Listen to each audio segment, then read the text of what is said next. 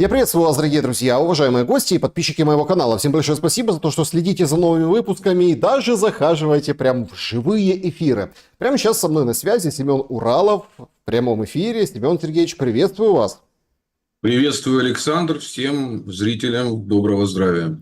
На самом деле, конечно, такая радость, это всегда такая приподнятое радостное настроение, потому что, это как бы первая такая встреча и возможность пообщаться с вами. Спасибо большое, что посмотрели нашу прошлую встречу, там, чуть больше недели назад, и написали очень много комментариев. И, я не мог просто, да, из-за обилия там вами написанного не провести вот такой разговор, не в записи, а в прямом эфире, чтобы вы могли поучаствовать. Сделать это очень просто, все как всегда. QR-код, который видите на своем экране, это возможность, поддержав канал, написать все, что думаете, или спросить чего-то, поучаствовать в эфире. А в конце с этих вопросов начнем наш непосредственный, да, разговор с вами. Также в сообществе YouTube и в закрытом клубе зрителей принимаются ваши вопросы, которые тоже прозвучат, и чат-трансляции подключим в конце, то есть вообще интерактив, вообще вживую. Но это будет в финальной части программы, а в самом начале чату трансляции предлагаем опрос. Он сегодня звучит следующим образом. Чего вы точно не простите Зеленскому? Сделайте выбор из предложенных вариантов. Их на самом деле, может быть масса, я понимаю. Но вот из предложенного. Шашлыки в мае, язык и памятники. То есть это мы собрали в один. Ложь, да, и вот это вот вопрос языка и вопрос памятников. Беспредел ТЦК и закрытые границы. Саммит с Путиным, Минск-2. Или распил страны и сдачу земли и недра. То есть у вас имущественные претензии. Вот такие варианты, вот такой опрос. Я понимаю, что на этих 4 вариантах, Семен, лично вы, вряд ли остановитесь. Но давайте с этого начнем. Да? Чего вот точно народ не простит Зеленскому, как вам кажется? Вот я бы все-таки для чистоты понимания за скобки бы вывел бы как общий, ну, то, что было у всех президентов, это язык и памятники, и то, что вы назвали разграбление государства. В последний пункт, да, я сейчас точно, не точно цитирую. То есть, в этом смысле это завершающий процесс, который ничем не отличался от того, что делали все предыдущие главы государств до него. А вот то, что связано с СВО, потому что вот все последующие, то есть закрытие границ, ТЦК, это все есть последствия того, что не были выполнены Минские соглашения. То есть, опять же, для чистоты понимания. Потому что у Зеленского шанс был.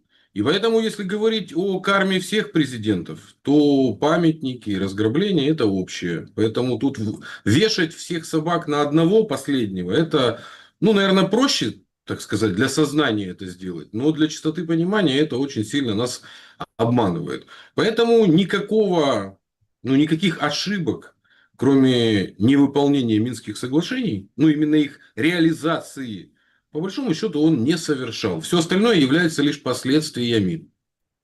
Интересно, проголосуйте вы, друзья, кому что.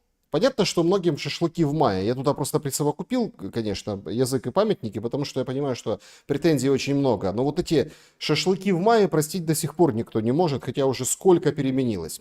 Сегодня и наш эфир я назвал, да, Трамп push the horses. Значит, необыкновение, просто какое-то чудо случилось в Шотландии, и, казалось бы, на Банковой должны все в припрыжку радоваться, что Трамп прям берет усцы и говорит: смотри, Путин, не хочу с тобой разговаривать вообще.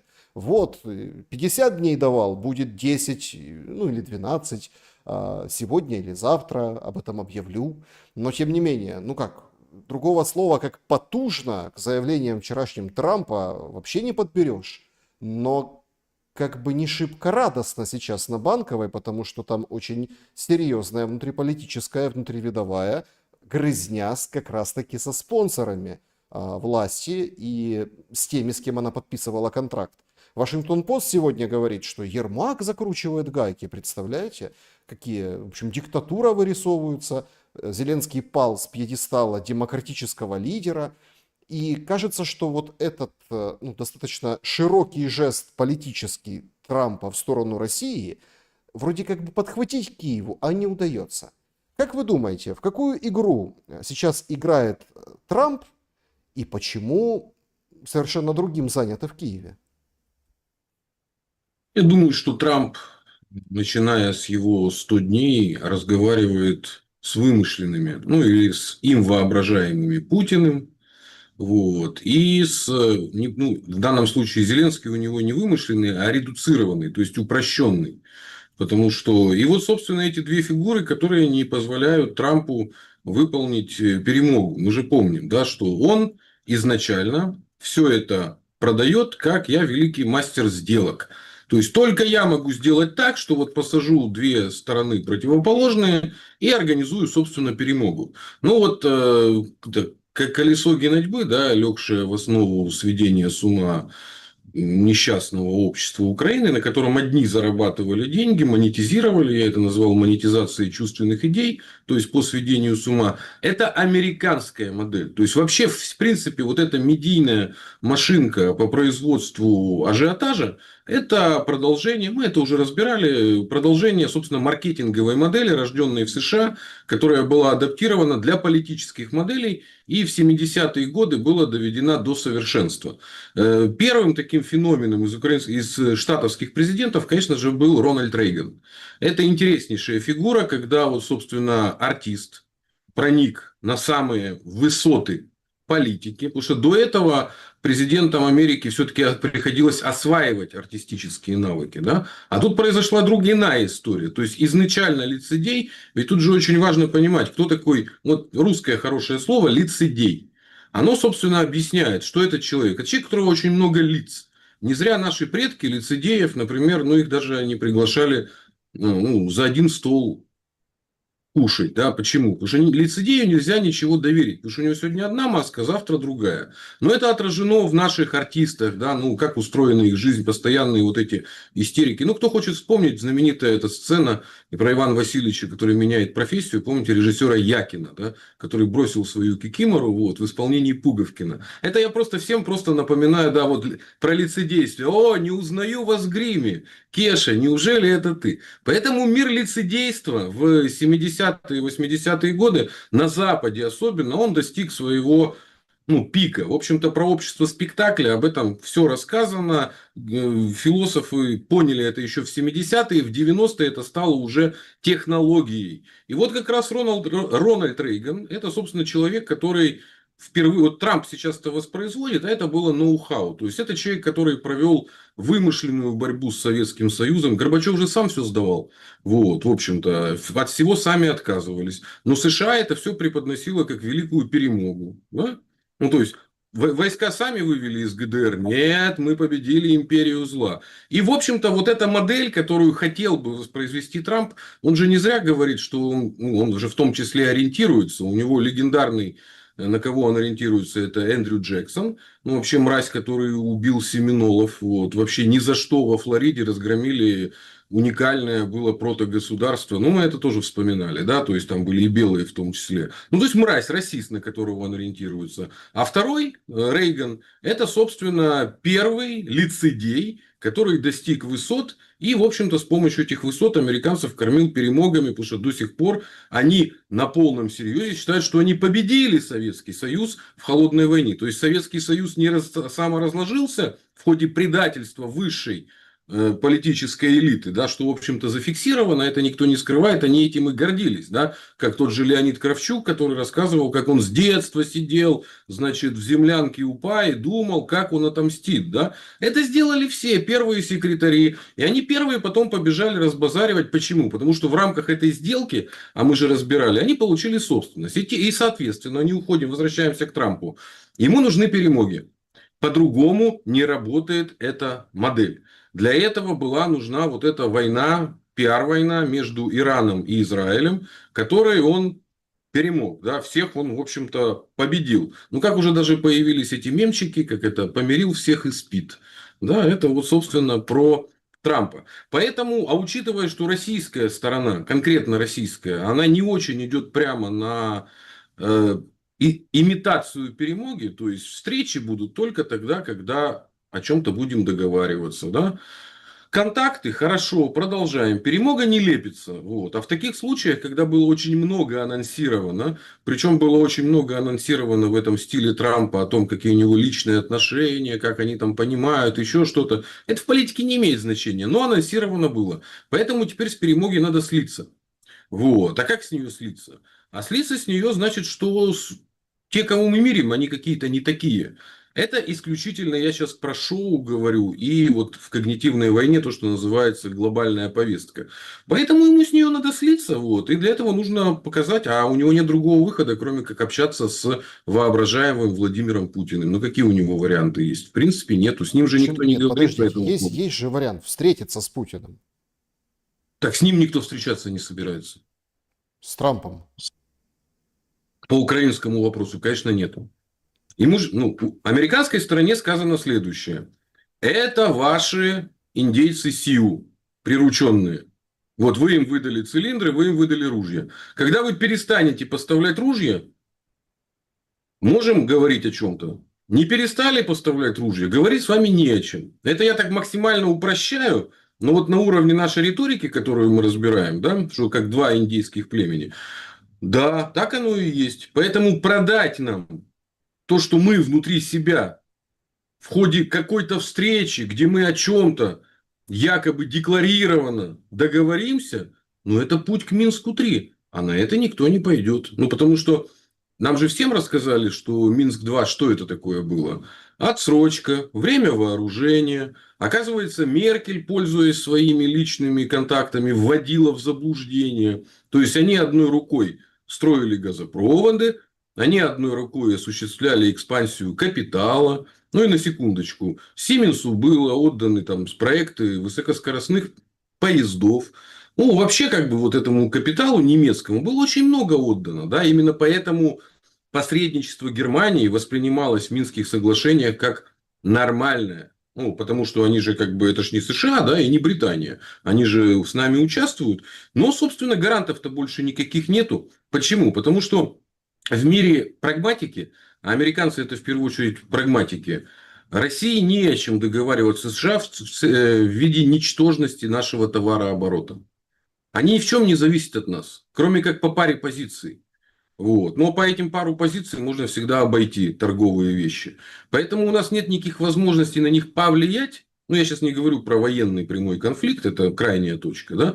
Повлиять возможности нет. Поэтому, а так как американцы владеют остальными, основными глобальными медиа и разыгрывают там спектакли, вот. Ну, извините меня, в их спектаклях участвовать смысла никакого не имеет. Пусть в этом участвуют индейцы в цилиндрах. Ну, и вот мы видели, что было с гражданкой, начальницей главного Евросоюза, когда она на поклон поехала соглашаться со всеми пошлинами. Да? Потому что, по большому счету, это же форма колонизации. Но белый господин, он требует не просто денег, он требует еще и публичного унижения. Ну, другой вопрос, что не всегда это получается. Иногда хуцпаны из Днепропетровской области могут устроить ответный как бы, спектакль. Ну, как мы видели в Белом доме. Но по факту это общий метод управления. Ну, такой, это же медиаколониализм, такой вот новая форма, когда ты не только даешь деньги, но тебе нужны постоянно, как приносили вассальную присягу, клятву демократическим ценностям. Это все очень важная на самом деле процедура. И, соответственно, белый господин сейчас в очень серьезной проблеме, так сказать, крокодил не ловится, не растет кокос, потому что он же позиционировался, в том числе за счет Владимира Путина. Тут же в чем есть особенность? США это же у них модель перманентно расколотого общества. В этом идея вот этого двухтурового президента, ну, как бы, который всегда есть. И вот этот вот раскол, он сублимируется во что? Это их ноу-хау после гражданской войны. Он сублимируется в партийную противостояние, да, которое мы видим, либо может сублимироваться во внешние конфликты, когда вся ненависть куда-то выносится. На кого? Кого мы будем ненавидеть? Саддама Хусейна. Кого мы будем ненавидеть? Муаммара Каддафи. И вот эта ненависть, которая живет в любом расколотом обществе, это, кстати, история началась на постукраине после 2004 года. Вроде все уже поняли, что Ющенко мудак, да, и рейтинга у него не было, а ненависть никуда не делась. Потому что ненависть, она начинает жить уже в обществе. И ее нельзя канализировать просто так. Вот так вот взяли, раз, и она сама по себе растворилась. И в этом смысле самый страшный вирус, который приносит вот эта вот американская модель накачивания ненависти, что все индейцы в цилиндрах, они все начинают внутри себя самоуничтожаться. Потому что американцам есть куда эту ненависть выплеснуть. Да? Они устраивают по всему миру постоянно провокации. Либо политические, либо военные. Вот. А вот колонизируемые, так сказать, страны, государства и общества, им эту ненависть приходится выплескивать в войну с соседями. До чего довела, собственно, себя. Ну, не только Украина. Посмотрите, вот Армения, Азербайджан. Подобная история. Поэтому это обычная история. И в тактическом, ну, то есть, вот опять же, тактический уровень. У Трампа крокодил не ловится, и перемога не склеивается. Да? А на стратегическом уровне это продолжение глобальных войн индейцев. Поэтому ничего нового. Хорошо, тогда получается ситуация, в которую попал Зеленский, это часть, вот тут надо просто понимать, это часть спектакля тоже в рамках вот этой колониальной войны? Или это, ну, как бы дали по рукам за самодеятельность? Ну, конкретно у администрации индейцев в цилиндрах киевских, у них сейчас идет борьба за длину поводка. Потому что, ну, когда говорят про внешнее управление, про вот эти колониальные методы, они никогда не бывают прямыми. Ну, даже любой коллектив, кто работал, кто руководил хотя бы 20 людьми, он знает, что не бывает прямых административных управлений. Да? А колониальные методы, они еще более сложные, потому что там ну, лица все равно аборигенов. То есть, ты не поставишь напрямую, не привезешь со Штатов какого-то человека, да, и вот не посадишь его прямо. Это редко случается. Поэтому они действуют в виде советников, в виде еще чего-то. И главная модель управленческая вот над элитами, это, собственно, на их вороватости. Почему? Все же у нас сейчас разворачивается вокруг НАБУ и САПа, ну и вообще этих всех антикоррупционных историй. Они же созданы не для борьбы с воровством. Для борьбы с воровством есть достаточно институтов у самого государства. Прокуратура, следственные комитеты, спецслужбы для этого, в МВД у этого есть направление. Нет, это поводки, ну или ошейники для рабов, которых, потому что можно воровать, но важно тебя всегда держать на кукане. И вот теперь, воспользовавшись вот этой вот пересменкой, режим в Киеве попытался ослабить ошейник, то есть чуть-чуть растянуть, да, внеся изменения в закон, не снять его вообще, а чуть-чуть растянуть, и чуть-чуть длину поводка увеличить. Ну и вот как только начался этот процесс по увеличению длины поводка, белый господин сразу дернул за поводок. И пошли вот, собственно, публикации все в прессе, да, пошли перманентные наезды. То есть, они начали показывать своим сукиным сынам, что они все знают про этих сукиных сынов. Но это как Пиночет. Что, никто не знал, что он творит? Все знали. Ну, просто краник не приоткрывали. Это как в прекрасном фильме «День выборов», да, когда этот Камиль Ринатович, смотрел же, наверное, мы-то глаза можем приподоткрыть, а можем приподзакрыть. Это вот ровно эта ситуация. Вот они чуть-чуть приподоткрыли глаза. Ну, а тут, как тоже в этом фильме, кто здесь главный? Я неправильно, атаман Парамонов. Вот здесь то же самое. Кто главный? Главный Дональд, поэтому перемога будет только на него наигрываться. Поэтому внутри этого спектакля идет борьба за длину поводка и за зажим ошейника, но в целом все элиты киевские, они играют в этом глобальном спектакле, потому что, напомним, за что сейчас идет борьба. Сейчас идет борьба за то, чтобы европейцы оплачивали счета вот этих индейских войн, вот, потому что на них перекидывают дважды счета. Первое – это по энергоносителям. То есть, они вынуждены были отказаться от энергоносителей с Востока и будут переплачивать за энергоносители, которые приходят морским путем. А я напоминаю, что это борьба двух типов империй. Империи континентальной и империи морской. Это конфликт, он извечный. Да? И, соответственно, обрубаются все возможности получения энергоносителей по суше, чтобы зависеть от моря. А второе, на что навешивают на европейцев, это, собственно, финансирование этой индейской войны. И за что сейчас борется Зеленский? Он сейчас борется, чтобы еще зарплаты платили. Ну, я напоминаю, какие он выкатывает основные требования. То есть, он хочет еще больше раскочегарить этот биореактор, но только начинать его топить не только долларами США, а больше еще в топку подбрасывать евро. Вот и все, за что ведется борьба. Поэтому, с моей точки зрения, это чистой воды тактика. Тогда как оцените, Россия играет в эту игру? Вот выходят как бы товарищи из службы внешней разведки. Прям сообщение официальное. Я так вот набросаю буквально тезисно. Да? Значит, представители США и Британии недавно организовали в Альпах с участием Ермака, Буданова и Залужного встречу, чтобы обсудить замену Зеленского. На этой тайной встрече решили, что будет Залужный. Это все СВР, Российская Федерация говорит. На альпийском курорте прошли выборы президента Украины. Ермак и Буданов таким образом заручились обещанием англосаксов сохранить за ними нынешние посты, а также учитывать их интересы при решении других кадровых вопросов. Ну, смотрите, сложно что-то комментировать, потому что кроме как включения вот в эту, ну давайте, вы как писатель поймете, да, новеллистику, да, вот этого всего, да, ну тут как бы сложно что-то и найти. Потому что кто такой Ермак и Буданов? Кем бы они были без Зеленского? Но тут тоже, если так на поверку немножко поскоблить вот эту версию, которую выдает СВР, ну, вызывает у многих гомерический хохот. Или в каждой шутке есть доля шутки.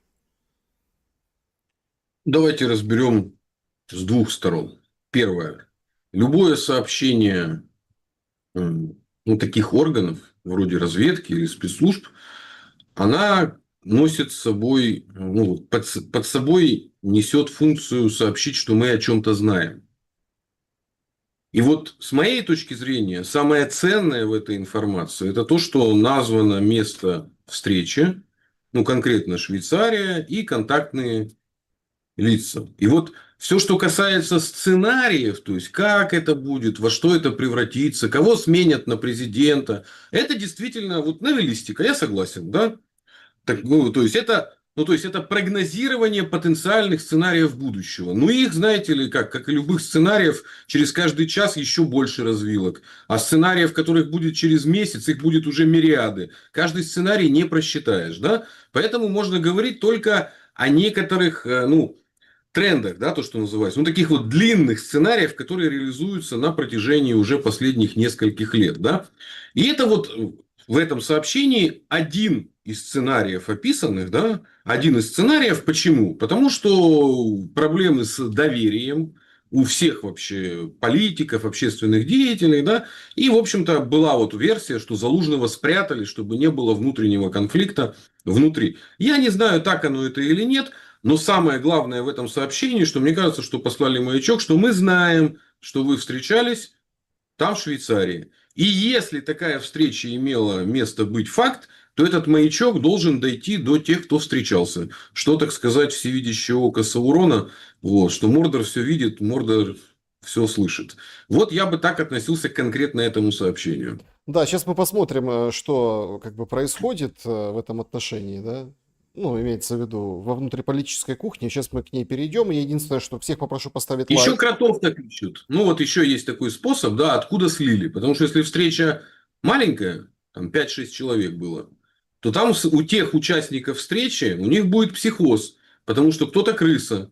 И сам поиск крысы – это уже дестабилизация, в том числе оппонента. Но это такие простейшие методы информационной борьбы. Они всегда используются разведкой. Да, друзья, поставьте, пожалуйста, лайк. И здесь одна из пользовательниц Сандра Ян, да, вот предлагает бесплатное спонсорство каналу. Пользуйтесь, пожалуйста. Спасибо большое всем, что поддерживаете вещание. Мы в прямом эфире. Всем большая благодарность за суперстикеры, суперчаты. Если работает в вашей стране, это прям замечательно. Спасибо вам большое. Ну, смотрите, Семен Сергеевич, ну елки-палки, но эти же протесты, которые прошли против Зеленского. Как вам кажется, они вот к чему ведут? Сейчас на самом деле мы видим политический кризис. Вот это вот классическое выражение там, политических обозревателей, журналистов. Политический кризис. Выходит Тимошенко, говорит, а мы не будем голосовать 31 числа. Выходят сообщения о том, что ой, комитет по антикоррупционной деятельности как-то вот не собрался, кворума не было. Депутаты, одни говорят разъехались, другие говорят не разъехались, третьи говорят, слушайте, так они деньги получили, а они, если они не переголосуют, их заставят деньги вернуть. Третьи нам говорят о том, что, слушайте, а как так вообще? Так же все поддерживали вот эту инициативу Зеленского, так же его восхваляли как лидера нации. А теперь, получается, он заднюю, и все мы, получается, заднюю будем давать. Действительно ли вот это все как бы, ну, протестное движение? Это, кстати, очень интересно, что вы вспомнили 2004 год. Вы помните, как тогда сытую Украину снабжали мерчем, флагами, вот это все Ющенко так, вот это все, это прям все там песни пели, деньги вкладывались в производство. А сейчас что? Картонка, как у бомжа, понимаете? Картонка. И они вот на этих картонках вот это все вот это свое пишут. То есть даже не проспонсировали по-человечески. Как вам кажется, после вот этого голосования или не голосования в Раде может вспыхнуть Украина? Сложный вопрос. Ну вот общая схема. То есть Украина находится в кризисе перманентном. И как при любом перманентном кризисе есть эффект вот этого поверхностного натяжения или соломинки, которая может переломить хребет верблюду. То есть какое конкретно событие провоцирует полноценный кризис, когда уже начинается борьба за власть. Потому что жить в ситуации гражданского кризиса можно очень-очень долго. Ну, протестуют. Вот я напомню, Юлю посадили, донецкие, вообще палатки разбили, жили там где-то на Хрещатике, и чё? И куда? И зачем? И ничего. Поэтому в этой ситуации можно очень долго-долго игнорировать. Игнорировать, плевать на это все, это самое. Но при одном условии. В случае постукраины, если это не легитимировано извне. То есть, если нет, так сказать, внешней фигуры, которая скажет, там, поддерживаем мы это или не поддерживаем. Поэтому в этих протестах, я думаю, что есть несколько аспектов. Да? Первый аспект – это фабрика невест. То есть, те украинские политики, которые мечтали бы, чтобы белый господин назначил их любимой женой, а их осталось очень мало, потому что они сильно запрессованы. И они, если мы посмотрим, в основном остались в региональной элите. То есть, это мэр Киева, мэр Львова, ну, на кого особо государственная власть не может повлиять. И вот эти немногие оставшие украинские политики, они демонстрируют свою сверхлояльность белому господину. Ну, то есть, они же больше всего переживают за НАБУ и САП. И они подают ту самую, вот я говорю, что это, так сказать, ярмарка невест, что посмотрите, я более лоялен, чем вот эти, которых вы сейчас назначили. Вы на меня, если что, ориентируетесь, и, собственно, я и буду тем самым правильным вот этим индейцам в цилиндре, потому что этот что-то немножко берега потерял. То есть, это первый аспект, который происходит. Второй аспект, который происходит, это, собственно, ну, выпуск пара, да, потому что то, что и почему Банковая не сильно давит все эти протесты, да, потому что, ну, до такой степени все уже закручено, что надо хоть как-то что-то где-то в чем-то имитировать, да? Вот. Ну и вот, собственно, это и есть вот эта вот имитация, где можно даже сделать, ну, осуществить перемогу. Но это как над тем же Зеленским.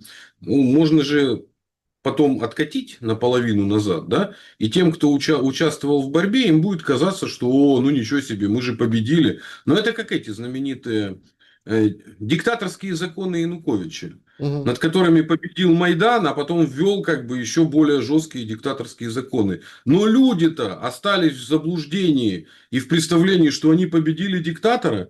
И сколько людей еще так радовались лет о том, что они диктатора уничтожили, да, уже людей в центре Киева убивали, уже Олеся Бузину убили, Калашникова вообще сразу убили в Киеве. Одного из немногих организаторов протестов в Киеве, который был, он же был именно полевым таким вот организатором.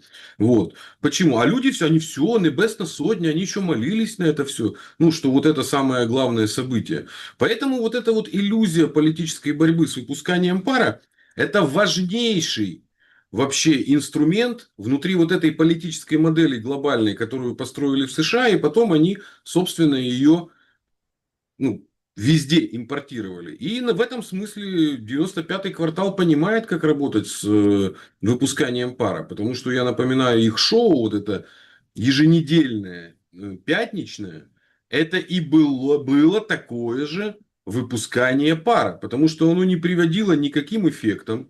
Но там можно было дерзко над всеми издеваться. Хочешь над Ющенко, хочешь над Януковичем, хочешь над Путиным. Кстати, обратим внимание, именно в тех выпусках 95-го квартала над Путиным как раз шутили меньше всего. Он там, если мы посмотрим в образе такого строгого отца, который вечно... Ну, вот просто достаточно пересмотреть эти выпуски. 2006 год, 2007 год. Я просто сам тогда активно, ну, работал в том же Харькове, и не только. И я по пятницам наблюдал, это было смешно.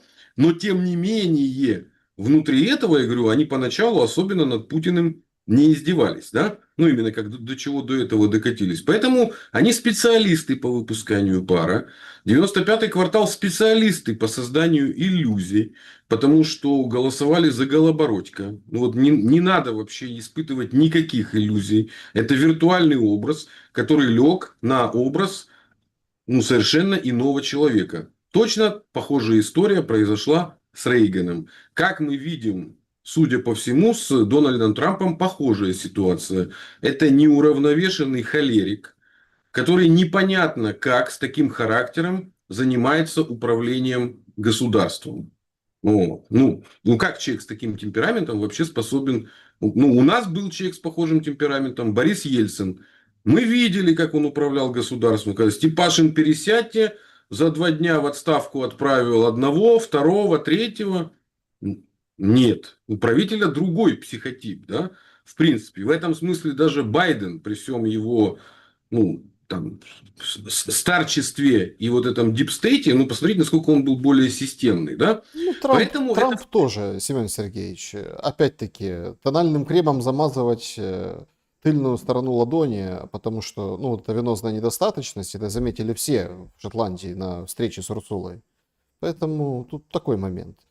И Ну, это возраст, детали. да, и возраст, Я сейчас про и именно темперамент. модель, да. То есть модель, которая воспроизводится, она, в общем-то, ни для кого не секрет, что она приводит к власти. Ну, скажем так, чем больше шоу, ну, это же шоу-политика, чем больше шоу, тем меньше политики. А учитывая, что современные технологии поставили шоу вообще на поток, ну, вот как мы с вами сидим, общаемся, нам 10 лет назад для этого нужны были операторы, режиссеры, непонятно что. Да, а теперь точка входа в технологии минимальная. И поэтому количество откровенных неадекватов, вот, таких вот именно, которые ради красного словца готовы все что угодно изображать, оно же нас везде заполнило. От блогеров, ломов, которые вообще ни черта двух слов связать не могут, но они как бы, в общем-то, становятся... Это одебиливание. Вот. Это результат разложения нашей культуры языка на культуру картинки. Но вообще, если вот у нас же тема язык войны, да, в ходе упрощения человека, после того, как он перестал ориентироваться на тексты и стал ориентироваться на картинки, им стало очень легко манипулировать. Нет, И, смотрите, в собственно, нашем случае я Трамп... сразу буду врываться и защищать наш с вами формат общения. И это, кстати, отрадно. И меня это очень, ну, как бы греет душу. О том, что, ну, вот я хочу сказать о том, что понятно, что есть же очень много, да, там картинки там показывают, вот это все там, пропаганда, стопфейки, да, вот стопфейки, как родоначальники жанра, чего-то показали, вот мы разоблачаем фейк, вот тут это. Люди наконец-то, смотрите, да, я согласен, люди перестали читать, ну, там, серьезную, большую литературу, а, специальную, специализированную, да, или пускай даже там художественный какой-то пересказ, ну, там, исторические, например, какие-то, да, там, по мотивам исторических событий какие-то вещи. Во многом люди перестали читать вот этого поколения, но они хотя бы не перестали, а некоторые там себя, вот как наши эфиры слушают, они хотя бы слушают. Ведь у нас, простите, нет между нами не бегает, допустим, голая женщина, или там милый котик не улыбается, пес патрон, да, или сейчас как на протестах, пес картон, понимаете, у нас такого нет. Люди все равно пытаются хотя бы так услышать, хоть пускай есть аудиалы, есть визуалы, да, то есть, ну, пускай хоть так. Поэтому, аудитория, вам большое спасибо, что смотрите это в прямом эфире. Не забывайте ставить лайк, подписываться на Семена Уралова и Александра Шелеста. Так вы о Трампе хотели закончить. Я немножко тут вклинился. Простите, пожалуйста. Да, и, соответственно, Трамп, как мастер манипуляции коротким визуальным жанром, я напомню, он же в Твиттере еще общение довел до совершенства, да, как можно, ну, Ленину вот пришлось 55 томов написать, чтобы свои политические идеи изложить, а Трампу твита хватает.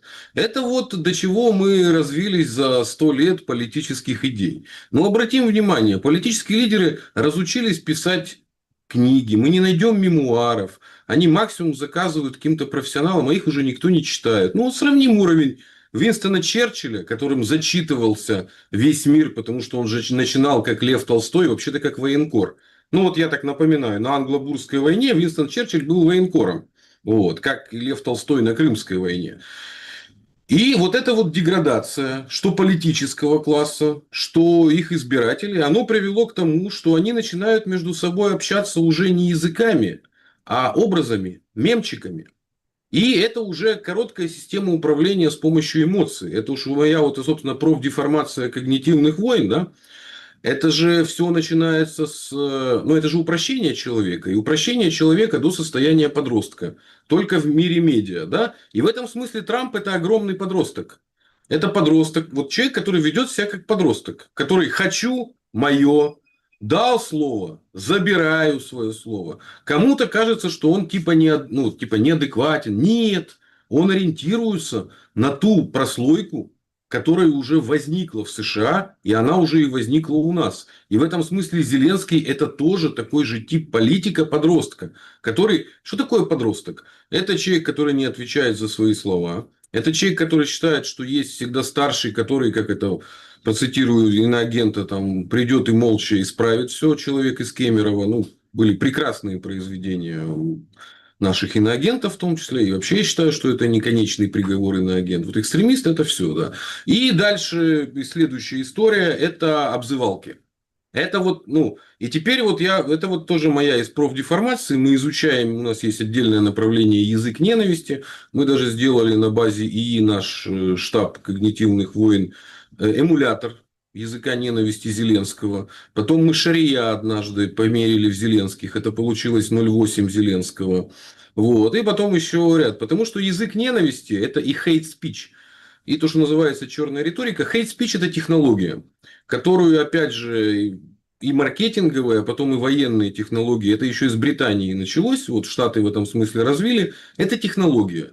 Ну, если упрощаться, у нас нет времени сильно этим заниматься. Это технология замены понятий, которые спрятаны в слова, в слова обзывалки. Смотри, сепар, колорад. Вот как твоим землякам лугандон. Да, специальное слово для чего придумано? Да, чтобы там внутри был гондон спрятан. Ну, мы же понимаем, правильно, для чего это. Вот, дальше. Отдельные районы Донецкой, да, Ордло. Чтобы там что было спрятан корень? Орда. Угу. Да, правильно?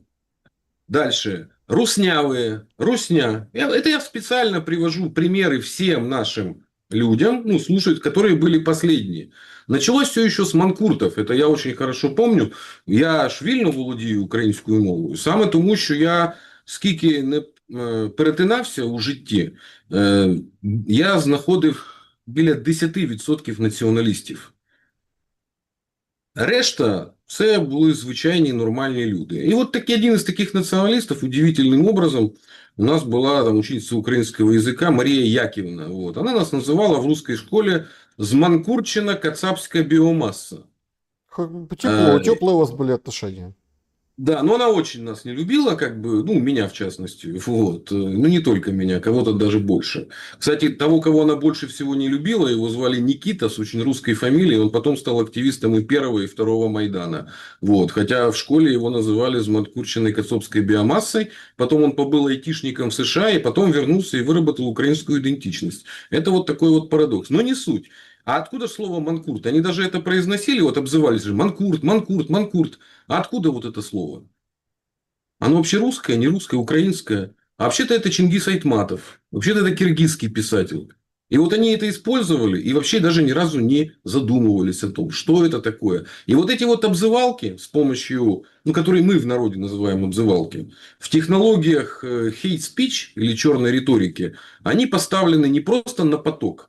Ну, как бы об этом в социальной психологии тонны трудов. Это технологии. А начиная сейчас, вот, ну, где-то с 90-х годов нулевых, когда пошла наша сетевая жизнь, она не это не просто черная риторика ставится на поток, да, и становится технологией. Она еще воспроизводится с помощью алгоритмов. Это мы можем видеть на примере ботов, да, которые у нас, например, в телеге наваливаются по какому-то ключевому слову, и даже в своей ботовской, так сказать, ну, языке они пытаются спровоцировать нас на что-то. И вот язык ненависти – это, собственно, то, на чем свели с ума Украину, вот, бывшую, не только ее, Молдавию. Началось все с оккупантов. Началось все с того, что было придумано слово «оккупант». Что вот есть кто-то тут автохтонный, который живет, да, вот, вот. А есть некто, кто пришел и оккупировал. Я это же говорю, я почувствовал это на себе, но мне было все равно. Вот, я даже в шутку называл себя, да, я оккупант. Вот хлебзавод – наше дело. И вот это тоже наше дело. Но, тем не менее, это работает. Потому что, когда уходит поколение, которое помнит, как оно было на самом деле, то вот эти стереотипы, сепар, колорад, ватник, они начинают воспроизводиться. Вот обрати внимание, в чем разница, например, вот у нас, у русских, да? Бандеровцы. Почему? По фамилии вождя. Петлюровцы. По фамилии вождя. Мазепинцы. По фамилии вождя. Почему? Потому что для нас, считающих, что мы народ, ну как, кто-то считает, что один народ, я считаю, что мы разные народы одной культуры. Вот так вот, да, если Нет, ну, говорить. подождите. Мы никогда не будем Не-не-не. обобщать. Никогда Мы не не надо, будем подождите, обобщать. никогда не надо говорить никогда. Да? Ну, давайте. Потому что во время там, 4-го Майдана тоже началась такая история по поводу вот эти рыжие там гиены. Точно так же все идет.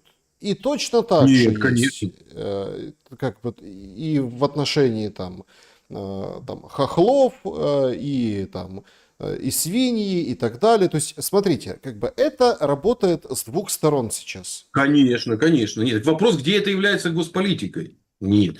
Это же это воспроизводится. Как только ты начинаешь, мы же вроде в прошлый раз это разбирали. Ненависть, когда начинает накачиваться, она вызывает вторую ненависть. И оно начинает вот так вот накачиваться. Но в той стране, где это становится госполитикой, там начинаются внесудебные убийства, там начинаются призывы к расправам, да? Ну, грубо говоря, если бы у нас открыли бы на телевизоре, как после 2014 года открыли бы там «Режь хохлов», да, это я сейчас, ну, так предполагаю, то бы у кого-то бы постигла судьба Бузины. Если бы у нас появился бы, например, миротворец, который бы канализировал, кто есть внутренний враг, например, да, то, конечно, бы оно к этому произошло. Поэтому, конечно же, оба наших общества, это мой вообще базовый тезис 22 года, мы сообщающиеся сосуды. И вот эта вот ненависть заражает нас обоих. Но у нас, у Хорошее, почему не индейцев, зря? Мы это, действительно, мы это прошлый раз, пересмотрите, пожалуйста, наш да, разговор прошлый. Меня тут интересует два момента. Во-первых, первый момент – это уточнение от чата трансляции. Мы все-таки в прямом эфире, сейчас 15:42. Значит, по поводу там детей, подростков. Получается, что Медведев тоже подросток. Лихо он сегодня с Грэмом поскупся в Твиттере. у меня есть версия, в чем функция Дмитрия Анатольевича Медведева. Я ее как-то мы с Алексеем Чадаевым разбирали, да, ну, я сейчас просто схему. Дело в том, что наш трансформатор власти, он очень закрытый. Это связано с тем, что это, так сказать, питерско-ленинградские, плюс выходцы из специфических, ну, так сказать, структур. Вот. Ну, и вообще это больше северная культура. Вот. Ну, быть такими более закрытыми. И вот этот вот жанр, которыми общаются Трамп и Зеленский, это вообще не жанр нашего трансформатора власти. Ну, вот это, вот, во-первых, ну, вообще, ну, вот это за пределами, так сказать, нашей политической культуры. Потому что у нас политическая культура, она в этом смысле больше византийская, ордынская. Это как бы тиши палат, либо ханские, так сказать, шатры, откуда только там труп иногда выносят, уже зарезанный, да, но при этом ничего как бы не произошло. Но по нашей культуре иногда случаются такие эффекты, когда прорывает тихо-тихо-тихо, а потом как башню сорвало. А вот южная культура, она другая, которая на Украине воспроизводится. Это вот эта культура хуцпы, оскорблений, предъявлений, еще и усиленная безгосударственностью. И учитывая, что из-за того, что на наш трансформатор власти постоянно, так сказать, вот эту хуцпу перли, вот, ну, очень давно, то я так предполагаю, что был выделен человек, которому эту функцию, так сказать, было поручено. Ну, вот эта функция гнать хуцпу. Вот. И, в общем-то, это такое вот подсознание ответное, которое персонализированное. И в этом смысле это отличие, ну, нашей модели от модели, ну, например, там, постукраинской. Да? Потому что там эту, ну, на постукраине может любой хуцпу гнать. А у нас все-таки выделили кого? Человека, который был в статусе президента все-таки, да? Который находится на позиции, ну, в совбезе очень серьезной, да, и плюс выполняет функцию сублимации вот этой вот агрессии, да, потому что как у нас оно, Армагеддоныч, да, ну, возник такой мем, да, Дмитрий Армагеддоныч.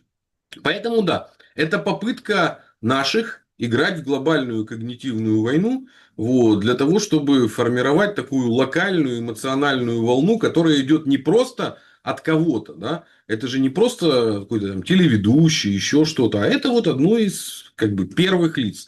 Но для тех, кто знает, ну или чуть-чуть интересуется реальной структурой именно власти, то есть не трансформатора власти, там много есть, обмотка, еще что-то, а вот именно ядра власти, те знают, так сказать, позицию Дмитрия Анатольевича. Мгм. Ну, это так, уточнение по поводу, как бы, Это наш спецназ на когнитивной войне от питерского трансформатора власти. ага. Вот так вот. Ну да, ну он как бы говорит, что США приближает войну с Россией. Так, и кто готов к такой войне? Ну, кто хочет, наверное, к такой войне. Потому что к войне глобальной двух мировых ядерных держав не готов никто. Потому что никто не знает, чем она потенциально может закончиться. Ну, это прописная истина, которая была основой вообще всего ядерного сдерживания. На эту тему и ну, Советский Союз и развели, а потом самые элиты ее сдали. Поэтому ну, данная линия поведения, она, в общем-то, просто еще раз фиксирует вот эту позицию, что Россия готова принимать ядерное оружие. Потому что с чего вообще началась и СВО, и все остальное? Ну, я просто напомню. Да? Оно началось, с одной стороны, у нас изменение в Конституцию, то есть сверхконцентрация власти, ну, перед конфликтом, как это и всегда нужно. Да? Вот. А второе, это вот история о том, что зачем мир без России, вот, если ее не будет. И констатация того, что Россия готова идти на крайние меры. А учитывая, что вот у этого современного медиамира и политиков-подростков, где информация через неделю уже забывается, приходится все время все повторять, к сожалению. Потому что если бы мы были в мире взрослых, то, что Путин сказал еще на Мюнхенской конференции, ничего не поменялось. А это, я напоминаю, накануне еще 08-08-08, да? Ну, это же было предупреждение почему? Потому что наверняка были данные о том, что скоро будет в Грузии. Да? За полгода до этого, так сказать, попередили, что будем сопротивляться. Бац! Ну, как бы сопротивлялись, но как-то мало, не до ядерного оружия. Поэтому я думаю, что стратегически наши бледнолицые оппоненты, они будут пытаться провоцировать до тех пор, чтобы Россия каждый раз выходила на новый уровень применения оружия. Для чего? Объясню. Потому что в этом биореакторе у Постукраины есть еще один очень важная роль. Это полигон. Это полигон, на котором испытываются все новейшие виды вооружений на войне такого типа, который никто не вел уже на протяжении, ну, после Второй мировой войны, да, то есть с городами, с позиционными укреплениями, и еще и новые отрабатываются. И учитывая, что на этом полигоне индейцы перестреливают друг друга, а Россия долго, я напомню, не выкатывала, в том числе Орешник не выкатывала. Ну, потому что никто особо не хочет еще и применять это, да, ну, в том числе и демонстрировать. Но, с моей точки зрения, вот то, на что ведут Россию, американцы постоянно хотят, чтобы Россия... Ну, а где? Как они это еще посмотрят? Разведка это не донесет. А тут вот тебе прекрасно, ты видишь, как они все это применяют. Ну, обратим внимание, обратная история. Вот эти все там леопарды и прочие трофеи, да, они сразу быстро уволакиваются и разбираются на винтики. Результат, ну вот недавно этот репортаж из Елабуги, да, сколько там уже этих шахедов производят. У нас начался период войны экономики. А война экономики – это же война ресурсов и технологий. Почему? Потому что на войне важно не только сделать самое сильное оружие, оно должно быть еще и самым дешевым.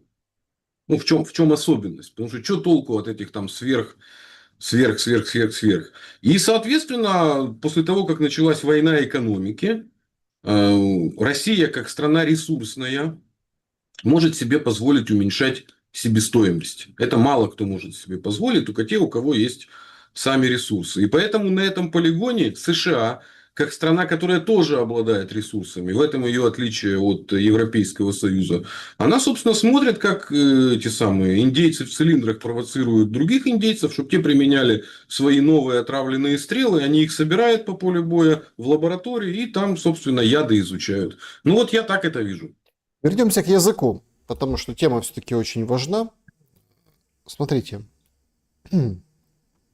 я даже не хочу заходить в эту, потому что это тоже это очень важная, фундаментальная вещь. Такая есть такая тема проектности Украины. Ну вот, например, было же УССР, да, это было одно. Украина это другое, но с как бы правом наследования УССР. Да, это как бы нормальные вещи, как это, мамка, папка могут развестись, ничего страшного, там на кого-то долги, кому-то дети, кому-то машина, кому-то квартира и шубу продали, поделили деньги. Ну, условно. Имеется в виду, что долги СССР легли на Российскую Федерацию. То есть Российская Федерация явилась правопреемницей СССР. Но Украина резко отпрыгнула от УССР. Хотя... Вот тут парадоксальный момент, и вот это вот касательно темы нашего сегодняшнего эфира. Вы очень, ну, выше так подробно касались, вы на этом гораздо больше специалист, кому интересно, почитайте книги Семена Уралова, это, ну, как бы, это вот такая, прям отдельно можно посвятить языку ненависти, языку войны. У меня вопрос возникает важный. Отпрыгнув от наследия УССР, Украина, с одной стороны, по идее, она же должна была и отпрыгнуть от украинского языка, потому что в УССР украинский язык развивался.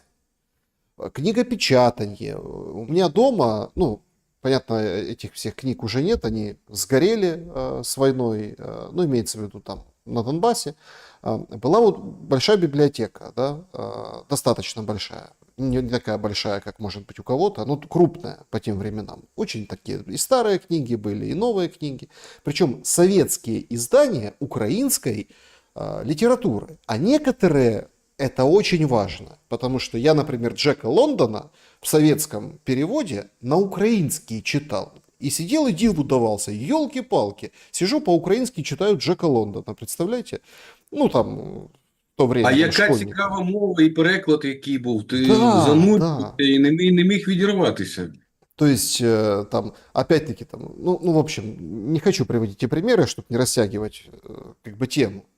В какой момент украинский язык, там, спевучая украинская мова, на самом деле язык красивый, мелодичный, который может быть там достоянием мировой культуры. Но это без пафоса я говорю. Это правда очень классный и крутой язык, очень стал языком вражды. Вот это меня... Вот, и когда сейчас вот эти выходит, у нас появился такой языковой омбудсмен, сначала был Кремень. Ну, в Кремня хоть можно было плюнуть. Ну, он мужик как бы, да. Сейчас появилась женщина. Так-то вообще у нее как бы полностью говорит, конституцию давайте менять. А то там написано русский в Конституции язык, надо убирать. А вот эти области, которые не смогли поменять название, Днепропетровская, да, вот Кировоградская, почему? Потому что надо Конституцию менять, переписывать текст, а это невозможно. Поэтому они остались, хоть и города переименовали. Тоже надо поменять. Когда так случилось, что вот это вот действительно классная мова стала вызывать, ну, скажем, вот, стала оружием в войне, вот как. Я сейчас где-то скажу, это где-то было на второй срок Кучмы. Вот так вот, если говорить, плюс-минус, когда эта концепция поменялась. Дело в том, что наследственность УССР, она же была подорвана еще Кравчуком, когда он принял, собственно, вот эти вот клейноды от УНР. Вот. И как бы номинально осталась УССРовская ну, как бы преемственность, а де-факто они начали цеплять всю эту УНРовскую вещь. А УНРовский вот этот вот исторический нарратив, он в том числе связан и с особой формой украинского языка.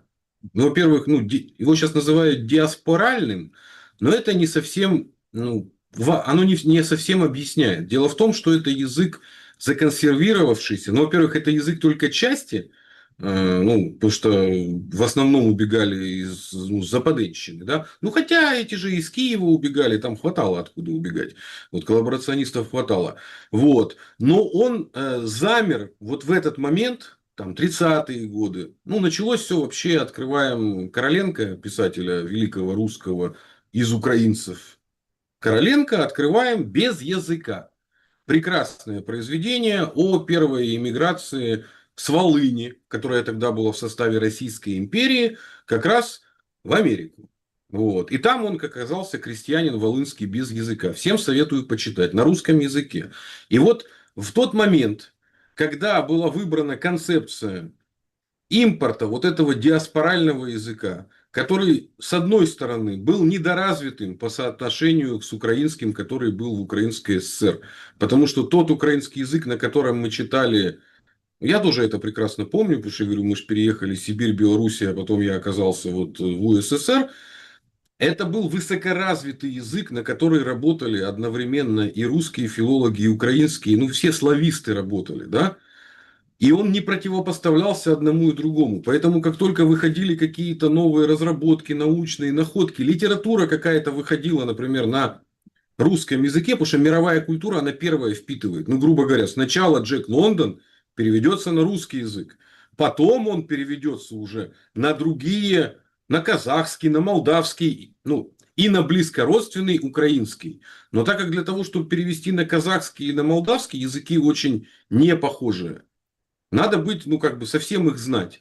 А вот когда ты вместо развитого языка украинского, который он был в УССР, придумаешь какую-то непонятную ересь, какие-то хеликоптеры, это же постепенно происходило, да, замена даже слов, вот, непонятно на какие, вот, то тогда у тебя будут нужны профессиональные украинские филологи. Не просто, ну, люди, которые знают украинский язык, или письменники, які володіють українською мовою. Тебе нужны будут украинцы, которые подходят под вот эти маркеры, да? И тогда украинский язык превратился в бизнес. Это уже как Остап Ибрагимович Бендер продавал билеты в провал. Появились люди, которые начали выдавать сертификаты украинцев на предметах знания этого языка. Как, например, был, може пам'ятаєш, був такий Роман Зварич, який всіх повчав, як треба розмовляти українською мовою, да, падла, как бы, у которого даже диплома не было, который стал министром юстиции, да? Або Кетлін Клер Чумаченко, перша леді, яка всіх вивчала, як треба носити вишиванки, пам'ятаєш? И вот таким образом развитый украинский язык. Я большой поклонник Павла Загребельного. Вот. Я считаю, что диво по-украински, всем жителям Киева нужно прочитать обязательно. Это о Софии Киевской периода нацистской оккупации и о том, как реставратор-художник пытается спастись. Там очень много диалогов с гестаповцем. Я очень советую всем вообще читать Павла Загребельного. И вот я его читал и на русском, и на украинском. И я вообще не чувствовал никакой разницы. Вообще никакой разницы. Почему? Потому что писатель, любой украинский, он был частью в том числе русской культуры. Это же проявлялось еще начиная с Тараса Шевченко. Стихотворение – украинский язык, проза, дневники – русский язык. Не было конфликта. А с 96 года первое, я говорю, начали изменяться нормы нормального литературного украинского языка.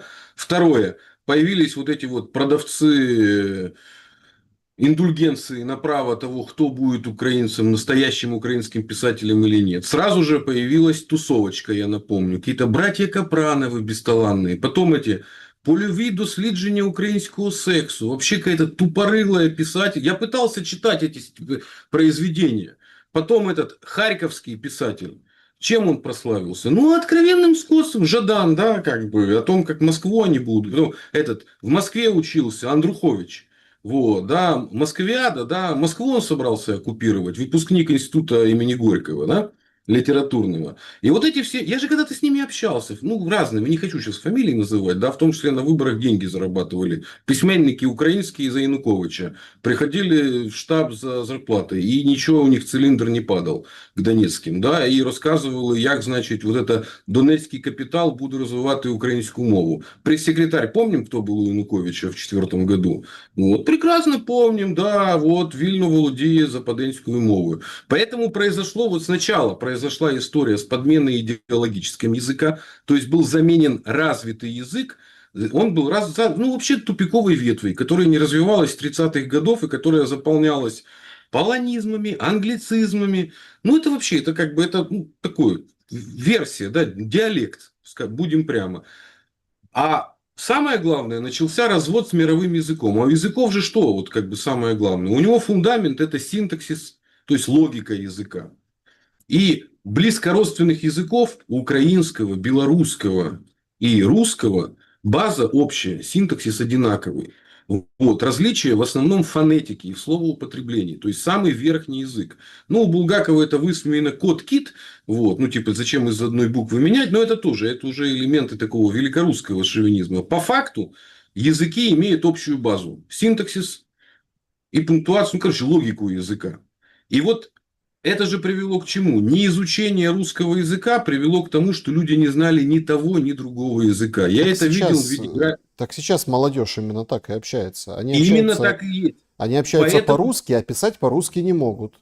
вот, По-украински поэтому тоже правильно проблема, да? говорить о том, что в ходе этих экспериментов на постукраине был уничтожен и русский, и украинский язык. Вот в чем заключается самая трагедия. Потому что наши националисты, они говорят об ущемлении русского языка. Это правильно с точки зрения прав людей, да, ну, когда запрещают говорить на родном языке. Но с точки зрения именно политико-лингвистических процессов, это уничтожение обоих языков за счет их столкновения, за счет разрушения их научной базы, за счет подрыва их культурной базы, потому что вместе с литературным украинским языком исчезло великое наследие. Все, никому не интересен Павло Загребельный больше. Ну, правильно, ты Диво почитаешь и увидишь, что оккупация была почти точно такая же, да? Вот. И вот, то есть, по факту мой тезис в следующем. В ходе борьбы якобы с русским языком за права украинского разрушили оба языка, а язык напрямую связан с мышлением. И поэтому было уничтожено мышление значительной части жителей постукраины, а в ходе размышления мышления человек превращается, я сейчас вот в гостях же на тупичке, всем зрителям привет, вот в уголочек забился, вот, как Дмитрий Юрьевич, да, про малолетних дебилов, вот, да, вот разрушение мышления приводит к превращению тебя в малолетнего дебила, потому что ты не способен ориентироваться, потому что язык – это структура мира. А если у тебя нет структуры мира, для тебя каждый день новости. Ну, я всех поздравляю, как бы. Да, каждый день новости, это прям в духе времени сегодняшнем. Друзья, пожалуйста, давайте поднажмите на лайки, подведем итоги нашего сегодняшнего опроса. Значит, что-то вот тут Сандра Ян уже вторую партию этих спонсорских выложил, а никто не берет. Это бесплатно, разбирайте. Значит, чат трансляции, подведем итоги опроса. Чего вы точно не простите Зеленскому? Сделайте выбор из предложенных вариантов. 19% шашлыки в мае, язык и памятники. 25% беспредел ТЦК и закрытые границы. И по 28% саммит в Париже с Путиным, Минск-2. Ну и тоже распил страны, сдачу земли и недр. Слушайте, ну у нас фактически три варианта, да, прям ноздря в ноздрю идет. Какая-то странно разделилась аудитория. Почему так? Когда аудитория разделяется, это значит, что она не самоопределена. А не самоопределенная аудитория, она в двух случаях. Либо не очень корректно составлен вопрос, либо аудитория находится в ситуации хаоса и, ну, аналог гражданской, ну, когнитивной войны, вот этой бесконечных конфликтов. Что у вас за аудитория, лучше знать вам. Вот. То есть, я думаю, что все-таки, учитывая, что большое количество жителей из пост-Украины, наверное, второй эффект имеет место быть. Мгм.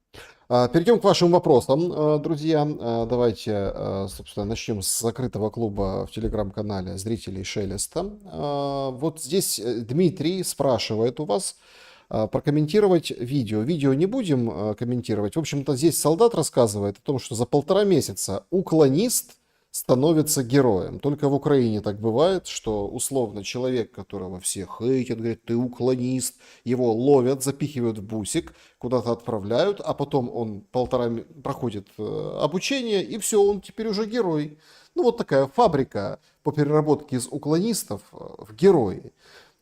Что можете сказать по поводу украинского общества по этому поводу? Потому что военные поднимают именно этот вопрос, что люди, ну, прозрейте, уклонист, герой, разница 1,5 месяца, поймали, а теперь вы о нем плачете как герой, если вы убили, или, допустим, восхваляете, если он надел форму, а вчера еще бегал от ТЦК.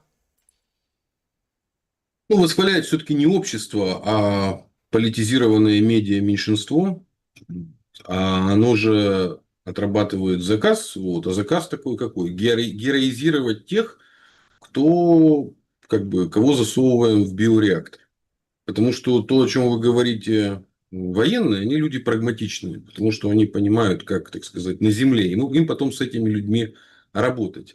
А для медиапропагандистского контура это глубоко плевать. А учитывая, что общество находится в состоянии тех самых, ну, малолетних дебилов по Пучкову, да, или подростков, то они не помнят, что было неделю назад.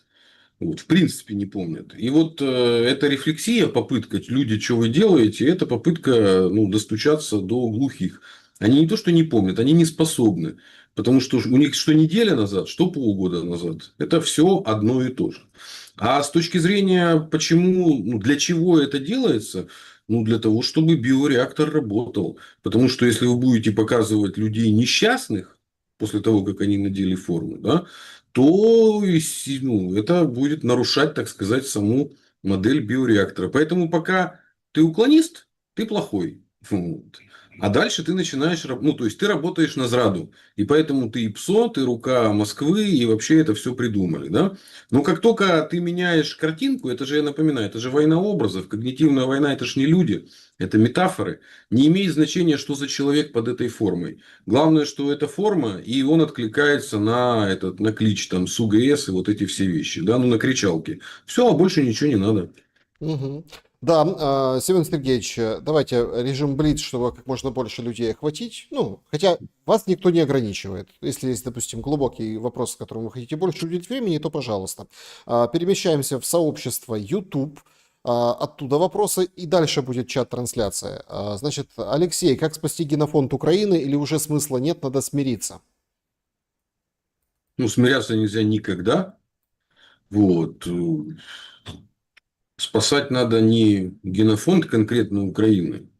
У нас речь идет о генофонде всего постсоветского нашего общества, да, по большому счету. И это частный случай. Но в этом частном случае, ну, тем, кому могут, надо убегать именно из биореактора. Вот. Людям доброй воли, я считаю, так или иначе надо перебираться в либо Россию, либо Беларусь. Почему? Потому что так, как ведет себя политик бледнолицый брат, не знаю, рано или поздно, но вся пост-Украина будет зоной ответственности, ну, России или России с еще кем-то. Да? Поэтому просто из России и Белоруссии вы в том числе раньше вернетесь в свои родные места, где будете на практике заниматься восстановлением генофонда. Вот. Но то, что его можно сохранить внутри модели биореактора, лично я не верю. Потому что это же началось, ну, не вчера. У нас же по соседству, например, есть Молдавия, да, гастарбайтерская страна. Там вроде войны не идет, а все равно полный отток населения. Да? Ну, вот так-то, по большому счету. Поэтому у нас же генофонд это тоже такая биополитика. Как людей сохранить? Вот давайте так говорить. Вот как сохранить жизнь и здоровье людей? Причем здоровье как физическое, так и духовное. Да? Потому что я общаюсь с большим количеством внутри. То есть, там крыша-то отъезжает, в том числе, от этого безумия, которое происходит. Ну, а главное правило, я считаю, помог себе, помоги товарищу. То есть, и нужно не там підтримку выражать кому-то там в Украине или участвовать, а выживание. Если оказались, особенно за, так сказать, пределами родной страны, надо делать общины, вот, самоорганизация. Но вообще все люди доброй воли, они как бы... Нет других стран, кроме России и Белоруссии, где украинец потенциально, выходец из Украины, да, украинец, без разницы, может, будет равноправным, своим. И, кстати, выбор крымско-татарского народа очень хорошо это показал. Вот обратите внимание, в Херсонской области, да, в Крыму, сколько было разговоров о том, что Меджлис поддерживают, пафос, надували щеки, все, мы вечные враги. Я еще вчера с казахом одним дебатировал, да, вот чисто как вот эти националисты меджлисовские.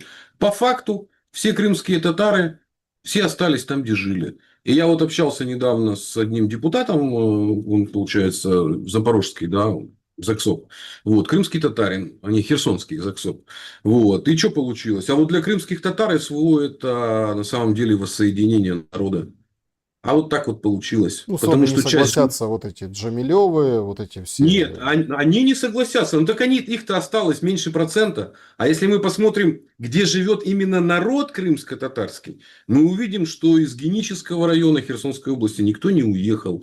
Вот. Вот так же, как из Крыма, по большому счету, никто не уехал. И мы видим, что по факту крымско-татарский народ, из которого пытались лепить вообще еще больше, чем из украинцев националистов. Я напоминаю, да? Они первые были, они всегда проводили по всем квотам, Ющенки и прочие оранжевые.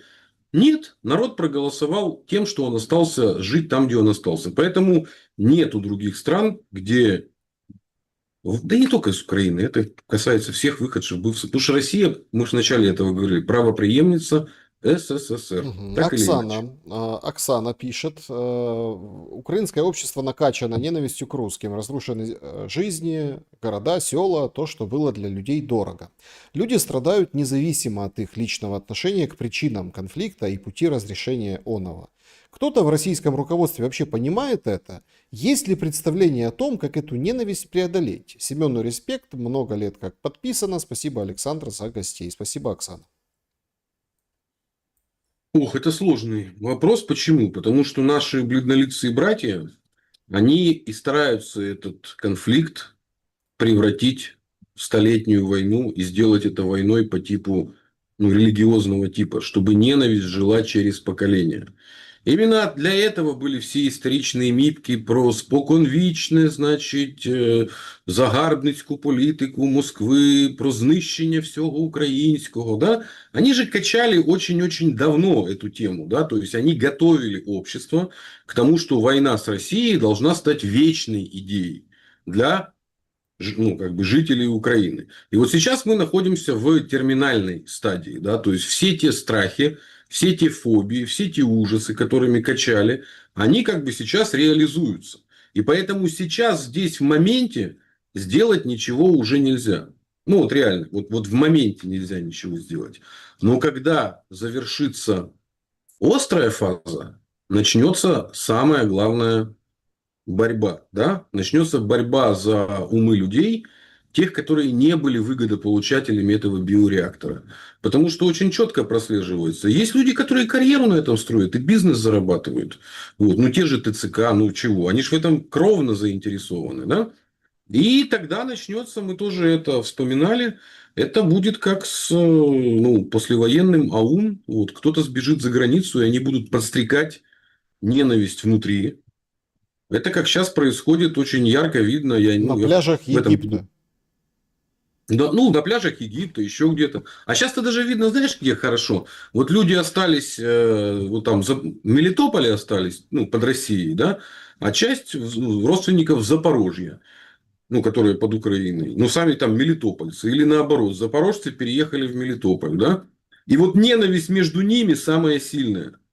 Да. Так я это Вот. знаю. Я, ну, причем логика же была то же самое, точно такая же. То есть, вот 14 год события, 14 потом 15. Все там луганчане, оказавшиеся на стороне, ну, там, киевской власти, да, ну, как бы, да, они тянулись в Луганскую область, потому что ближе, ну, к Луганску, да, и в Донецкой точно так же. И думали сейчас как-то и почему такой кумулятивный эффект Зеленского? Потому что все почему голосовали? Самый большой процент Луганская, там, Донецкая область, Харьковская. Почему? Потому что все думали, сейчас вот он же обещает, сейчас все закончится, сейчас каким-то образом можно будет ехать, нормально вернуться домой, можно будет, ну все, короче, мир будет. И поэтому там самый большой процент был. А люди тянулись туда. Точно так же, но параллельно с этим, да, там же сеялась вот эта история. Ага, а мы, например, вот в Краматорске, а вы в Донецке. И началось это там ОБСЕшникам квартиру сдать подороже, а вы тут понаехали, нам вообще, у нас теперь квартиры выросли в цене, там аренда. Ну, в общем, началось вот это. А это дончане, а это с Краматорска, ну и так далее. То есть это природный процесс. Для этого надо включить мозг и государственную политику. Вот политика должна быть государственная. Ну, а понятное дело, государственная политика, которая там была такая вот, именно в этот период, когда украинский язык стал, как это, сброей, да, чтобы в окопе тебя не поняли, ну, условно. Ну, вот поэтому так и произошло. Я соглашусь, потому что вот я в луганские, в украинские времена не работал, ну, как-то в Донецке работал, да, и Луганск как-то мимо, да, вот, ну, Харьков, Донецк, вот Луганск, и поэтому я вот уже, ну, вот период ЛНР и прочего, и вот буквально в прошлом, и в позапрошлом я был году, и который имени Шевченко, да, ну, Луганский, бывший педагогический, да, ну, вуз. И там как раз активистами вот всего движения республиканского были украинские филологи. Вот, барышни. Сейчас одна из них, ну, как раз вот ректор. Вот, я много с ними общался. Как раз у меня были лекции в ВУЗе. Именно мне было интересно пообщаться с украинскими филологами. Да? Ну, действительно, вот они же остались. Да, несмотря на то, что из них как бы лепили. И вот удивительным образом вот в университетском вузовском движении, конкретно на Луганщине, в ЛНР, вот, в университете вот, двигателями самоорганизации были украинские филологи, которых возмущала вот эта история, что их пытались противопоставить, в том числе коллегам русским филологам. Да? И вот этот раскол, а другая часть, почему я про ВУЗ рассказываю, она сняла документы и переехала, так сказать, под власть Киева, где осуществила фейковый. Ну, там же у нас возникло два типа вузов, да, которые остались. Ну, даже крымский Артек возник. Ну, это вообще идиотизм, да, ну, море ж ты не перевезешь с горами, да, ну, ничего, мы в Карпаты перевезем само название. И вот эти вот борьба, так сказать, за тех, у кого остались документы, Угу. вот, и печать, и Ну, тех, кто остался на месте. я вам И хочу вот это было сказать, самое. в период непризнанной республики ЛНР, там у всех было две печати. И украинская, и не украинская. У всех предприятий, все хранили две Да, печати, да, все да. ждали, что сейчас это все приведет к тому, что Луганская и Донецкая область вернутся в состав Украины, ну, на правах автономии, ну, скажем так, ну, этими правами. Это было такое. У всех сидело в голове, и четкие были разнарядки. Ну, и мы же не будем забывать, кто там в Луганске руководитель, с какой службы? СБУ, понимаете? То есть тут все как бы... Но видите, как колесо истории Не, ну я скажу, неотвратимо. чего ждали. Все ждали плюс-минус приднестровского сценария. Да, Вот кто был, Молдавия, Приднестровье, вроде незалежные, но на уровне общества никаких проблем вообще нету. да. Люди ездят друг к другу на свадьбы, через 5 лет даже забылись боевые действия. Главное, чтобы стрелять прекратили. Я больше того, я же в 15 году как раз ну, в ДНР много и пожил, работал, и книгу первую написал. Да, я именно много поездил по райцентром, да. Ну, Донецк, понятно, это всегда был богатый город, там всегда были особые люди, а вот Зугрес, ну, вот такие вот, вы же знаете эти, собственно, края. Я пообщался. И что удивительно, я не увидел никакой ненависти к украинцам.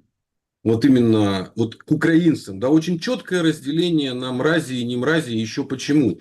Потому что какое количество ушло вот в эти вот ну, профессиональные украинцы, еще и украинцы-нацисты местные, батальон Торнадо. Он откуда? Он весь шахтерский. Ну, вот из той агломерации, да. И как жители Донбасса к нему... Хорошо, они начали на мове обсуждать, да. Но они-то знают, что это наши местные мрази. Я помню это общение в Торезе. Они из Тореза в основном, да, не из Шахтерска. Вот. Он был берзавец из Торнадо. Он был одним из секретарей, по-моему, партии регионов. Вот как раз где-то в Торезе, да. Баллотировался куда-то там. То есть, Судьба торнадо всем известна. Они наследили уже и ну, подконтрольной тогда Украине. И, в общем, их сажали там, ловили ну, это я целый. беру самый такой вот, ну, яркий Да, просто пример. спецоперацию Поэтому проводили потом, когда украинская власть, генпрокурор, военный прокурор Матиос приезжал в Луганскую область, ловили лично их там. И, в общем, только там единицы какие-то после полномасштабной уже войны, уже конкретно Украины и России, тогда их повыпускали. Значит, И поэтому ненависть, давай просто эту мысль мы закончим. Вот если обращаться к тем, кто непосредственно живет, вот, к жителям того же Тореза, или, например, к реальным жителям крымским татарам и спросить, а кто вот эти, кто разжигают ненависть? Они лучше, чем мы с вами расскажут, что это за мерзавцы. Точно так же, как я с луганчанами, когда был, интересовался, кто такой этот Данилов. Вот, чудо в перьях, да, вот, ветеринар, как бы, бандосов из 90-х, ну, который стал секретарем Совбеза и прочего, это же тоже луганский персонаж, да, он же никакого отношения не имеет ни к национализму, ни к чему, вообще никак, да, поэтому для того, чтобы эту ненависть гасить, нам нужно очень сильно погрузиться, в том числе на региональный уровень, ну, потому что на месте видно, ну, как это, зима покажет, кто где срал, да, вот здесь тоже самая история. Вот это вот назвать себя украинцем великим, да, и по этому поводу строить из себя кого-то, это, а как что ты творил у себя на месте, все станет понятно. так, вопросов действительно много. Время, понятное дело, ограничено. Тут поехали вспоминать. Вот так было, так не было. Слушайте, было, не было, все зависит от кругов, в которых вы общались. И, скажем так, я считаю, что я высказываю свое мнение по поводу тех событий, почему луганчане и дончане приезжали ближе к Луганску и Донецку жить, а не там на Западную Украину сразу уехали, понимаете, во время событий 14-15 годов. То есть, поэтому тут можно спорить, я не в этом смысл. Вот Светлана говорит, что Донецкой и Луганской нельзя было голосовать на выборах, они были наказаны, типа уже не помнишь. Смотрите, мы говорим не о выборах Порошенко, это важно, а на выборах Зеленского. При фронтовых голосовали за Зеленского в Луганской и в Донецкой области. Вспомните вы, пожалуйста. То есть Участки Зеленского, были открыты, да. конечно, это там с Порошенко были уже моменты, да, там, когда они, потому что АТО шло, поэтому тут не путайте. Значит, так.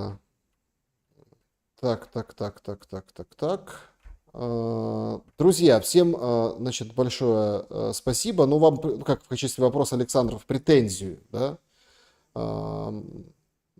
Как бы, а как же вернуться на оккупированную территорию, если фильтрация? И сейчас вообще не пойми с ней что. Александр задает вопрос в чате трансляции. Ну, во-первых, насчет не пойми, что это пропаганда, в том числе большого количества наших выходцев из пост-Украины, которые таким образом, в том числе, монетизируют вот, свою, потому что они, переехав в Россию, в общем-то, привычку зрада перемога и качать на эмоциональных качелях, она никуда не делась. Это первое. Но согласно статистике, у нас заворачивают порядка 15%. Вот. Это максимум из рейса, который заворачивают. Поэтому, если вы ничего, так сказать, ну, не нацифицировались, ничего не сотрудничали. Да? Ну, то есть, вы были обычный, нормальный человек. Из того, что я знаю, там 80% спокойно проходят все эти фильтрации. Если сильно, ну, как бы опасаться, ну, можно вообще там сначала в Белоруссию заехать, вот, потом оттуда вылететь в Шереметьево. Но, опять же, все люди доброй воли, с которыми я пересекался, они все спокойно... Нет, долго надо подождать. Ну, конечно. Началось-то, я напоминаю, после Дарьи, ну, активно, да, когда это из Мариуполя, кстати, это Вовк взорвала Дарью Дугину еще и со своей дочерью, да. Ну, то есть, когда это у нас произвело полный вообще шок, да, что могут еще детей на теракты брать. Поэтому это очень болезненная история. Я бы рекомендовал бы по поводу фильтрации и вообще заезда в Россию меньше смотреть ломов и читать всякую хрень в интернете, а внимательно изучить официальные органы власти. Я там готов показать, пишите, ну, в смысле, подсказать, на что обращать внимание, и просто быть человеком доброй воли и не пытаться перехитрить особенно цифровую систему. Ну, извините меня, если у вас как бы какой-нибудь СУГС набито где-нибудь татуировкой, и вы там собирались, в общем-то, радовались там погибшему еще чему-то, ну, извините, никакой фильтрации вы не пройдете, но у вас судьба индейца без родины тогда. Потому что на Украину вернуться вас съедят в биореакторе, в России и в наших, так сказать, джунглях таким индейцам не рады. С Украиной все понятно, людей натаскали на ненависть, как лечить общество в России. Открываешь Z-паблики, там каждый второй призывает кинуть ядерку, как вылечить людям голову. Мария задает вопрос. Ох, это отдельная тема для беседы, очень большая, потому что я этим плотно вот занимаюсь очень-очень давно. Это нужен комплексный... Ну, вот если так отвечать очень быстро, да, потому что я много об этом думаю. Если очень быстро, то нужно не просто медиаполитика, нужно медиавоспитание, именно воспитание, да. Второе – это восстановление мыслительных функций человека, да, то есть вот для того, чтобы выйти из состояния. И третье – это здоровая коллективность. Потому что вот эта ненависть, она от глубокого одиночества и нереализованности человека вот одного. Да, вот я один, я всех ненавижу, и я в этом инфопузыре медийном буду всех ненавидеть и эмоционировать. Как только ты человеку возвращаешь коллективность, но обратите внимание, это очень хорошо видно, советская страна, все в разрухе, а люди на субботниках. Вот. И почему они на субботниках? Именно потому, что это дает, несмотря на нездоровую вот эту общую обстановку, оно дает чувство товарищеского локтя и в том числе позволяет избавиться от этих самых. Ну, а что касается, я просто вкратце. Наши с Дмитрием Юрьевичем Пучковым еще 22 года о защите в когнитивной войне. Отдельная беседа на 2 часа. Вот именно подробный разбор именно защиты от когнитивной войны, где ненависть – это одна из технологий. Ну, смотрите, тут есть уже сразу много моментов. Я думаю, давайте перенесем это обсуждение в комментариях. С вами есть очень много несогласных людей, потому что там новый телефон, новая симка, автоматом. Короче, заворачивают много. По официальной статистике, которую приводили, пропускают мало. И это является большой проблемой для тех. Поэтому тут как бы, если ты там человек доброй воли, не работает. Все настолько ужесточилось, что, ну, Семен Сергеевич, как бы ваши Ну, нет, слова звучат как, есть такое выражение, да, розовые пони, да, вот это вот как розовые пони. Фильтрация достаточно серьезная, и там находят, за такое цепляются, что, ну, чат просто реагирует на это дело, поэтому давайте перенесем это в комментариях, напишите, что думаете вы по этому поводу. Я общаюсь, ну, вернее так, я всерьез воспринимаю только те слова людей, которые прошли ту самую фильтрацию. Так а тех, которые не прошли, вы воспринимаете всерьез? Нет. Тех, которые не прошли, я воспринимаю как людей, которые оскорблены, и они будут максимально давить на то, что их не Так а пропустили. мы истины тогда не узнаем, подождите. Ну, так, нет, есть официальная статистика, Ну, сколько 130 наших человек, программ 130 сообщает. тысяч. Ну, из Как вы считаете, это удовлетворяет ну, там, уровень запроса? Ну, не пустили 130 тысяч? Пустили 130 тысяч. Ну, из скольки приехавших? Ну, 130 тысяч из скольки? Ну, давайте так, я сейчас просто не готов лезть. Я читал наши официальные данные. То есть, сколько они говорили, сколько у нас проходят из тех, кто приехали, да, граждан Украины. Вот по статистике официальной наших погранцов в Шереметьево, это месяца 3 назад, да, что 80% приехавших проходят у нас фильтрацию. То есть около 20% мы заворачиваем. Это официально нам говорят наши погранцы в Шереметьево.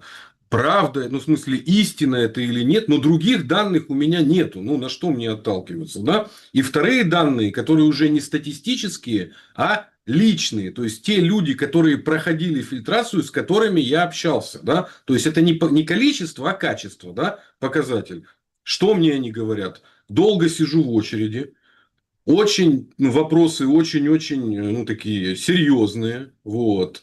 Дальше, если малейшие подозрения, отдельная очередь, отдельная беседа. И действительно, какое-то количество людей разворачивают. Но, опять же, как те, кто проходил ту самую фильтрацию, как они мне потом описывали в частных беседах, да, что долго мы сидим, но как бы не 80% назад потом возвращается. Ну, нет, понимаешь, что такое 80%? Это вот пришел самолет, 2/3 его назад вернули. Ну, такого, в принципе, он почти весь полностью поедет. Поэтому, говорю, официальная статистика 80% проходит фильтрацию. Те, которые люди проходят, говорят, дрючат жестко. А некоторых, я которых знаю, они даже катаются нормально, будучи, ну, жителями Украины. То есть, у них все ровно, получили вид на жительство и РВП. Но в целом, если честно, вот по поводу меня, ну, вот именно моей позиции, я с самого начала СВО, вот с 24 февраля, твердил на всех каналах, и у Дмитрия Юрьевича Пучкова, и там, когда на госканалы заходил, я всегда повторял одну и ту же мысль. Жители постукраины, переезжайте в Россию или в Белоруссию. Никакие, вот я это повторял и повторяю. Извините меня, через 2 года, ну, как бы сузилось, так сказать, окно возможностей. Но я в свое время еще, говорю, осенью 22 года даже публиковал маршрут, когда можно было там через Орехово, Запорожскую область, в Крым проехать в самом начале СВО. И большое количество харьковчан этим воспользовалось и попало через Мелитополь в Крым. Сейчас такая реальность, дорогие друзья. Посмотрите, что в Баку произошло с гражданами Украины. Те, кто не доехал до России и Белоруссии, нужно быть готовым в любой момент сняться даже с той страны проживания, где вы находитесь. Потому что они могут, ну, решат, что как бы граждан Украины их можно либо обелетить, либо шантажировать, либо, в общем-то, разменять как-то в игре с Зеленским или еще с кем-то. И они станут заложниками. Как вот сейчас у нас стали в Баку, да, например, наши сограждане. Поэтому, дорогие жители постукраины, вот эта вот принадлежность государственная в виде паспорта с трезубцем, оно в определенный момент может стать еще как в свое время у евреев было вот этот вот Ну, Магендовит, который они решили. не перегибайте, конечно. Я не А, перегибаю. Я... да, Семен Уралов был моим собеседником сегодня. Спасибо большое за время и мысли. Спасибо. Друзья, берегите себя.